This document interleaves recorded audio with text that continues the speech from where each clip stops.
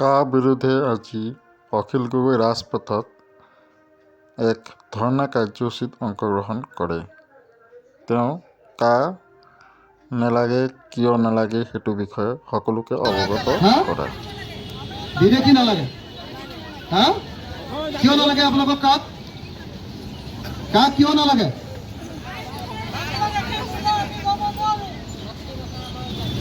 হ'ব লাগে কি ক'লে আপুনি আমাৰ জাতি মাটি ভেটি ৰক্ষা কৰিবৰ কাৰণে কা বাতিল কৰিব লাগে নহয় জানো এইবিলাক কথা কৈছে আৰু বিদেশী বুজা আমি কোনো পৰ্যায়ে ল'ব নোৱাৰোঁ আৰু জাতি মাটি ভেটি ৰক্ষা কৰিবৰ কাৰণে কিন্তু অসমৰ মুখ্যমন্ত্ৰীজনে কৈছে বিজেপি দলে কৈছে যে কাই আমাৰ অসমীয়া জাতিটো সুৰক্ষিত হয় বুলি কৰিব কৈছে যে অসমত ইমান মুছলিম মানুহ হৈ গৈছে গতিকে আমি হিন্দু সুৰক্ষা কৰিব লাগিব বুলি কৈছে আৰু কৈছে যে সেইকাৰণে বাংলাদেশৰ পৰা গোটেই হিন্দুবিলাক ইয়ালৈ লৈ আহিব লাগে সঁচাকৈ কৰেনে কেলে কৰে বিৰোধিতা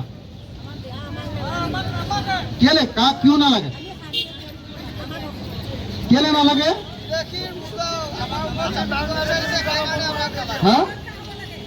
বিদেশী নালাগে কিয় নালাগে আপোনালোকক কা কিয় নালাগে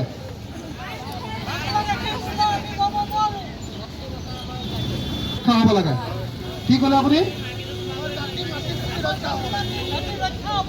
আমাৰ জাতি মাটি ভেটি ৰক্ষা কৰিবৰ কাৰণে কা বাতিল কৰিব লাগে নহয় জানো এইবিলাক কথা কৈছে আৰু বিদেশী বুজা আমি কোনো পৰ্যায়ে ল'ব নোৱাৰোঁ আৰু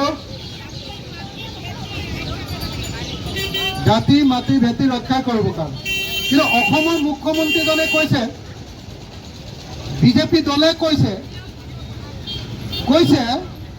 যে কাই আমাৰ অসমীয়া জাতিটো সুৰক্ষিত হয় বুলি কৰিব কৈছে যে অসমত ইমান মুছলিম মানুহ হৈ গৈছে